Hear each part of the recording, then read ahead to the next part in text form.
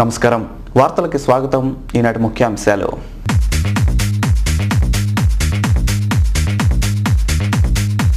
Zero 1 పద్ధతి కింద జీతాలు చెల్లించాలని ఆందోళన ఉధృతం చేసిన కార్పొరేషన్ ఉద్యోగులు నేడు సామూహిక సెలవులతో నిరసన తెలియజేస్తామన్న జేఏసీ కన్వీనర్ డి ఈశ్వర్.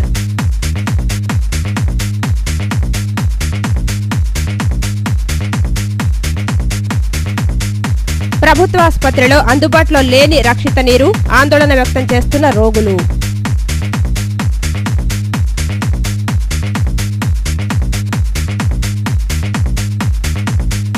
ఆర్టీసీలో కొనసాగుతున్న తనఖాల పర్వం, విద్యాధరపురం డిపోపై దృష్టి సారించిన అధికారులు, ఆస్తుల తనఖాపై మండిపడుతున్న యూనియన్ నేతలు.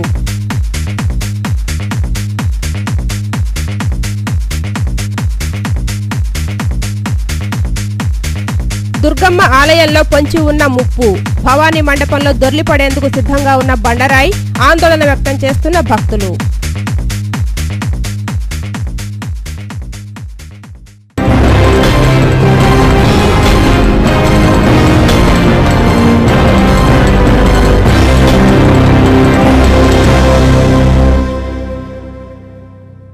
వార్తలోకి వెళితే, పైకాపురం కండ్రిక కాలనీ శివారులో ఒక కారు అదుపు తప్పి అవుట్ఫాల్ డ్రైన్లో బోల్తా కొట్టింది. నున్న వైపు వెళ్తున్న కారు కండ్రిక వద్ద అదుపు తప్పి కాలువలో పడిపోయింది. అందులో చిక్కుకున్న 3 వ్యక్తులను అద్దాలు పగలకొట్టి స్థానికులు బయటకు లాగడంతో ప్రాణాపాయం నుండి బయటపడ్డారు. నగర శివార్లలోని కానూరు ప్రాంతానికి చెందిన ఒక కారు పాయకాపురం సాయిబాబా గుడి వద్ద కాలువలో పడి ఉండగా నున్న గ్రామీణ పోలీసులు బుధవారం అర్ధరాత్రి దాటిన తర్వాత గుర్తించారు.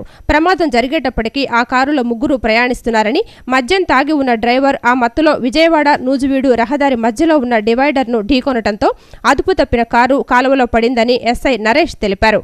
ఈ ప్రమాదంలో కారులోని 3కి స్వల్ప గాయాలవగా వెంటనే వెళ్లిపోయారన్నారు. క్షతగాత్రుల వివరాలు తెలియరాలేదని చెప్పారు.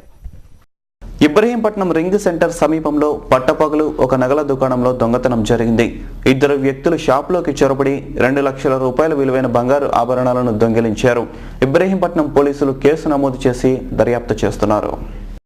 ఫెర్రీ రహదారిలోని బంగారు దుకాణంలో 2 లక్షల రూపాయలు విలువ చేసే బంగారు ఆభరణాలు చోరీకి గురయ్యాయి. ఆదిలక్ష్మి జ్యువెలరీ దుకాణంలో మధ్యాహ్నం 25 ఏళ్ల వయసున్న 2 యువకులు వచ్చి బంగారు ఆభరణాలు కొనుగోలుకు బేరాలాడారు. అందులో ఒకరు వెంట తెచ్చుకున్న ద్రావణాన్ని దుకాణ యజమానిపై చల్లాడు. దీంతో ఆయన స్పృహ తప్పడంతో అక్కడున్న నగలను వారు సంచిలో సర్దుకొని ఉడాయించారు. బాధితుని ఫిర్యాదు మేరకు ఇబ్రహీంపట్నం పోలీసులు కేసు నమోదు చేసి దర్యాప్తు చేస్తున్నారు. ప్రభుత్వ ఆసుపత్రిలో రోగులకు రక్షిత నీరు అందడం లేదు. ఆసుపత్రిలో సరఫరా అయ్యే నీరు త్రాగడం వల్ల మరింత అనారోగ్యానికి గురి అవుతున్నామని పలువురు రోగులు ఆందోళన వ్యక్తం చేస్తున్నారు.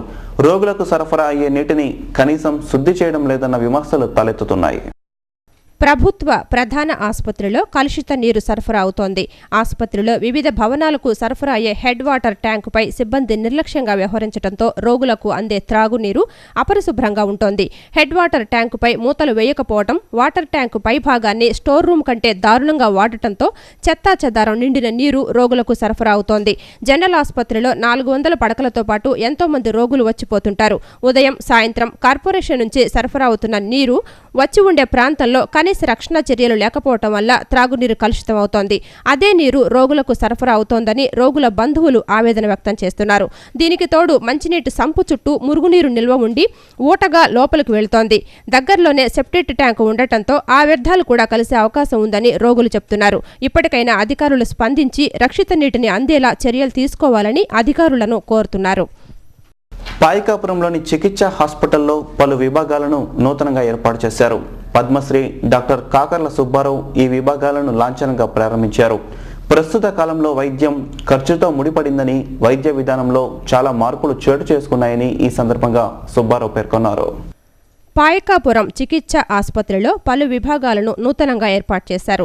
ఈ కార్యక్రమానికి ముఖ్య అతిథిగా పద్మశ్రీ డాక్టర్ కాకర్ల సుబ్బారావు పాల్గొన్నారు. అనంతరం నూతనంగా ఏర్పాటు చేసిన విభాగాలను కాకర్ల ప్రారంభించారు.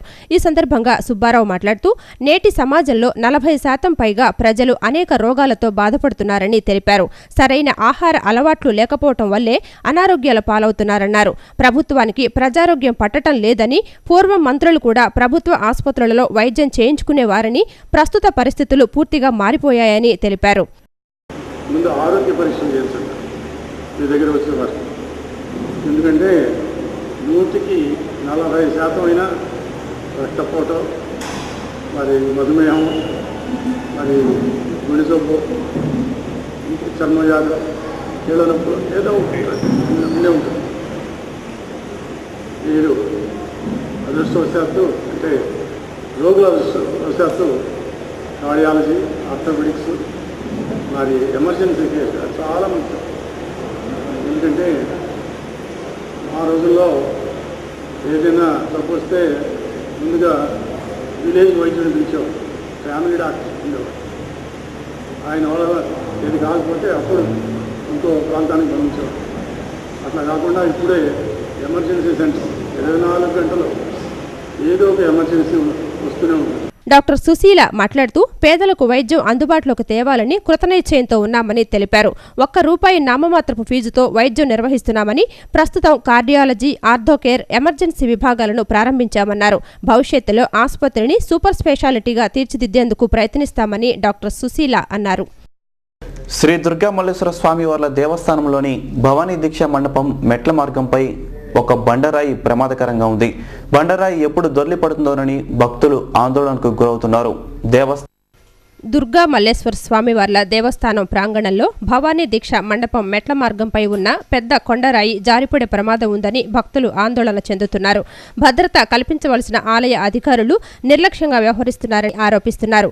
భవానీ దీక్ష మండపంలో ప్రతిరోజు ఉదయం 8 గంటల నుంచి రాత్రి 8 గంటల వరకు పూజా కార్యక్రమాలు జరుగుతుంటాయి.